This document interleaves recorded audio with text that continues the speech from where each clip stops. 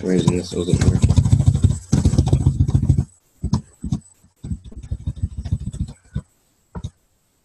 Power is the ability to influence or control people or events. So what this is saying is that you can input your own ideas on something, and the people or event will do what you say. Why do you think there is a separation of power between people? There are many different ways power can be used, and for starters, reward power is one style. Say that you work at a grocery store and you have a manager. Well, that manager has reward power because they reward your work with money and possible advances into higher positions. If there is no reward power, then the person giving you the reward wouldn't have any power. Also, if there isn't enough of a reward or something for someone, the person is more likely to stop following the directions or work for the person. The next type of power is the opposite of reward power, is called coercive power. This type of power comes from the ability to punish. Your parents have coercive power over you as a child and sometimes as an adult because they can punish you. We also follow these people just because they can punish us. If they didn't have that power to punish you, then you would not follow or listen to their rules. Referent power is the power of attraction. If you like or admire or are physically attracted to someone, then they have referent power to make you do something they want. If it could be a pretty girl or someone you just met that you think is attractive, they can get you to buy you coffee or have you do anything they want. Or it could be someone from your childhood who is a hero to you. They can make legitimate power is seen when someone has a high status, giving them an ability to make requests of high power. For instance, the President of the United States can go into anybody's house at night and ask for a favor, like to stay over or something like that. And you would say yes just because it's the President of the United States. If it was a normal person, you'd deny them or say they couldn't. Another form of power is expert power. This is power from an expertise in an area. A brain surgeon has a type of power because they are a brain surgeon. This can only be confirmed if the right people agree that this person has this type of power.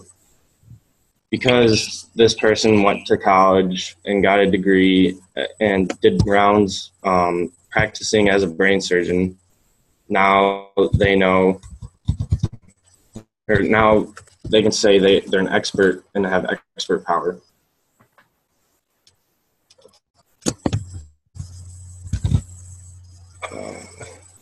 With all this being said, all these powers can be taken away, and if there's a certain thing that is lost in each type of power, then this person doesn't have power anymore.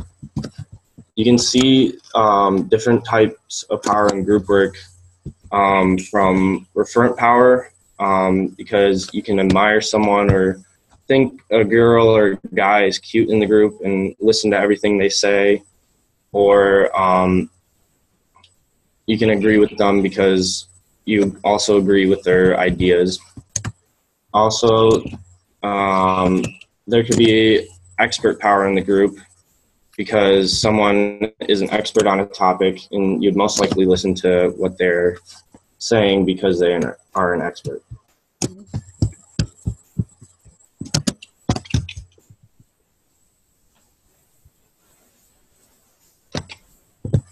I'm done. Good job. I'm going to go next if that's okay, because I can kind of tag on to what Daniel was saying. I want to talk a little bit about being an effective leader, and it kind of goes hand in hand with power. The definition of a leader is a person or thing that leads. So simple enough, right? But it can also relate to many different aspects. So Daniel kind of talked about the president. He would be a definition of a leader. He leads our nation. Like other definitions would be like a teacher. They're going to lead their classroom and their students, a singer in a group, or maybe a director of an orchestra. Or a lot of times when I think of a leader, I kind of tend to think of a boss of a corporation, like a CEO, someone that's in a high power job situation. It can be small group, it doesn't matter, but leaders kind of come in all sorts of shapes and forms. I found a quote that I really liked by Stan Kilmer, and he is the president of Total Engagement Consulting. I'm going to read it to you. It says, effective leadership is providing the vision and motivation to a team so that they can work together towards the same goal, and then understand the talents and temperaments of each individual and effectively motivate each person to contribute individually their best towards achieving the group's goal. I like that because he kind of talks a lot about individuals and meeting the needs of an individual in order to better the whole group. In order for the group to be successful, every single person sort of has to be on the same page and grow individually in order for the whole to be successful. I thought that was kind of a cool quote. So how does leadership develop? The first thing that needs to be examined are the traits of leadership, and it kind of falls into two categories. The categories are physical and psychosocial. Physical traits are sort of the body's physical attributes, and psychosocial traits are characteristics of one's personality and ways of relating to others. Effective leaders tend to be more extroverted instead of introverted, obviously. You think of an extroverted personality, like if you go to a party, for example, you can see that person that's sort of the extrovert that is able to pick up conversation with anybody, that is able to sort of float around the room, mingle, always has this like 1,000-watt smile on their face. They're completely happy and content. And they're not sort of stumbling on words or trying to figure out what they're going to say. While there are the introverted personalities, and they tend to be like more of the wallflower, where they're a little bit more timid. They're less likely to start a conversation, or if they're spoken to, maybe they'll respond to you, but they're not going to continue. They're not going to ask you a question in response. They tend to be like a little bit more reserved and aloof. There are different styles of leadership, though, when you think about it. Yes, you want to be on the extroverted side, but that doesn't mean that that's just like the category or the tunnel that it goes down. There's the democratic style, and this is a style in which every member of the group has the same right to participate in decision-making. That kind of falls into, I guess, what that quote I was talking about earlier, where they're speaking on sort of how the individuals all individually need to have success or need to be on the same page and are involved in the decision process in order for the whole group to kind of be successful. There's the autocratic, where leaders see themselves as having both the authority and the responsibility to take action on the group's behalf. So it's sort of like a leader, like maybe like an army head figure or something like that, where they're saying this is for the better of my entire group, and I'm going to take the reins, and then they just need to trust that I have their best interest at heart. And then there's the laissez-faire style, in which leaders kind of have minimal supervision, and it's a little bit more individual freedom. It doesn't always work out in the best interest of the whole, though. Regardless of what style of leader you are, there are some common qualities that make a leader effective. So I kind of was looking through a few different websites and different resources to see what different companies and corporations thought made an effective leader. And some of the qualities that I found that stood out to me was the ability to self-assess and take stock of personal strengths and weaknesses. I think that that's really important.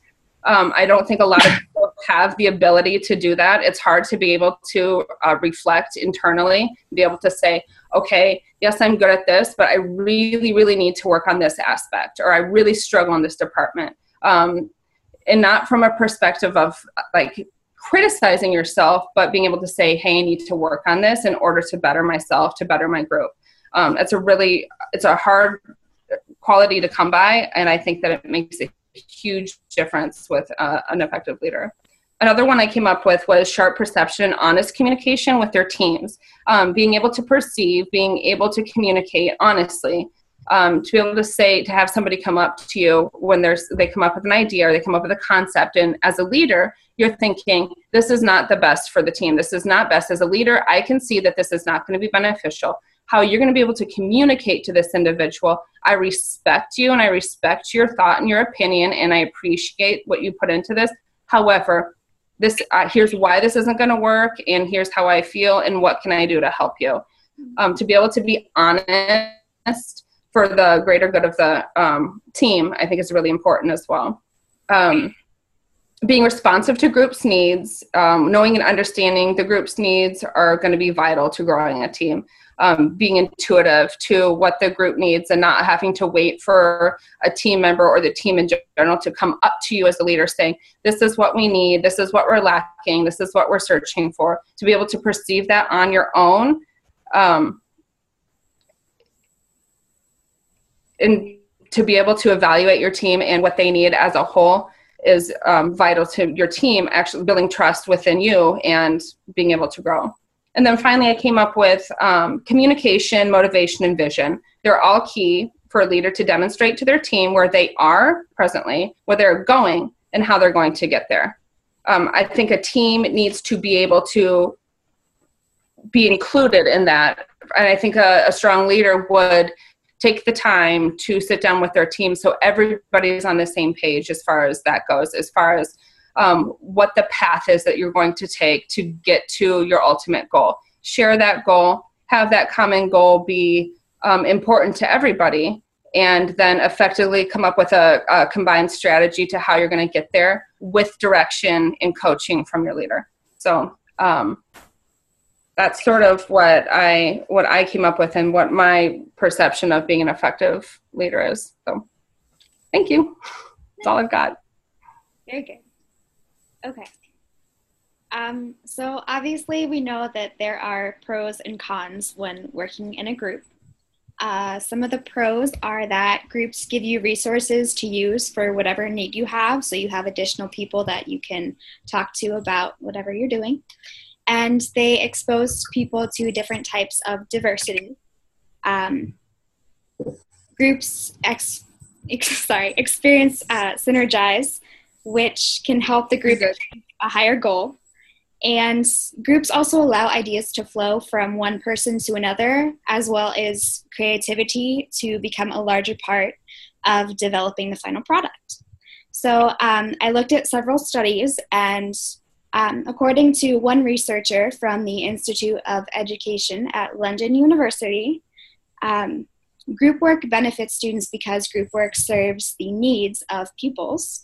And the University of Reading believes working in a group teaches you how to become a better communicator and how to deal with different types of communication in a positive way. There are also cons, like I said, and some of those are that you must give up time to meet with other members of your group, and that sometimes one person does most of the work because of social loafers in the group. And sometimes those people get the same amount of credit as the people who did nothing because of the way grading works. There can be conflict because of the grading systems or because members of the group have different goals in mind. And groups can also be hard to control or manage because you have to coordinate around each member's schedule. So some of the research I found for cons, there was a lady named Sarah Malaya Sneezik. She was a researcher on the benefits of group work, and she said that groups do not benefit without important costs, such as inter- and intra-group competition, inter- and intra-group conflict, and social shielding from others outside of the group. Then I also found that the CWEI found that when students are graded collaboratively, they tend to resent each other and stress more about getting the assignment done. I'm done. Woo. Good job. You guys did a good job. Nice. Good job, team. Mm-hmm. For the three of us. I know, right? Only half. The three of six. Yep. Yep. How sad. All right. Well, you feel good about it? Mm-hmm.